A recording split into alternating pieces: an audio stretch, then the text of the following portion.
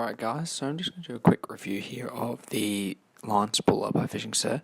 So I'm just going to go through a few of the parts it comes. It comes disassembled like this. So you got the clamp, you got the main steel wire there, a couple of small pieces. So you're going to clip these on and it pretty much gives you the line spooler and how it works. So first, you'll screw this bolt on to the desk clamp. That's what I'm going to use. There's also a suction cup mount, but for me right now, the desk clamp's probably the easier option.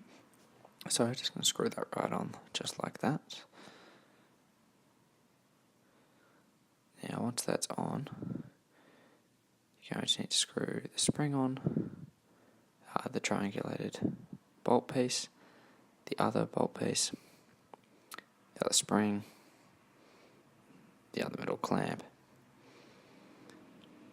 and then the little black rubber ring, just like that. And so now that's how it needs to be fully assembled to be used.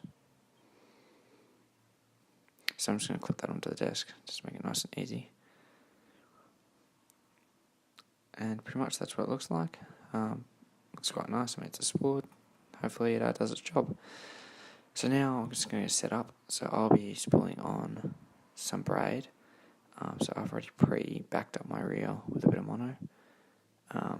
The braid's very thin, so you can need quite a fair bit of backing up if you're only using 125 yards like I am. But this is 15-pound GODLINE X8 Braid in the low-vis grey colour. So what you are going to need to do to get it, I'll just have a look at the spooler.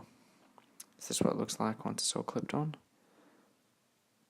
Sits there nice and snug, very compact and sturdy.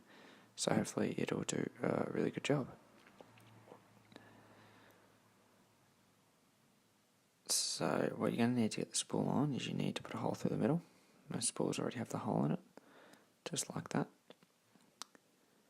You're going to undo the bolt on the end. You take the screw off, the spring, and we're also going to take off the metal clamp piece. Going to put the spool on. Put the clamp piece back on, put the spring back on, and then put the overall metal clamp on again, and the little black rubber stopper.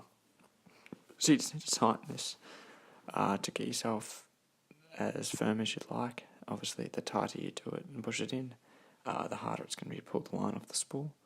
So you don't want it too tight. You want it to be able to run off quite smoothly, but you also do want it to be tight enough that you do get a nice compact packing onto your reel.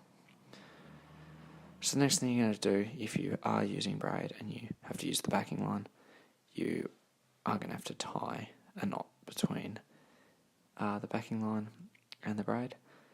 So any braid to mono, in my case, knot works. It doesn't really matter which option you use, but any of them. If you are using just straight mono or fluorocarbon, you can just tie it straight onto the reel. There's no need to put backing on for that. So now I'm just going to fast forward through reeling the line on.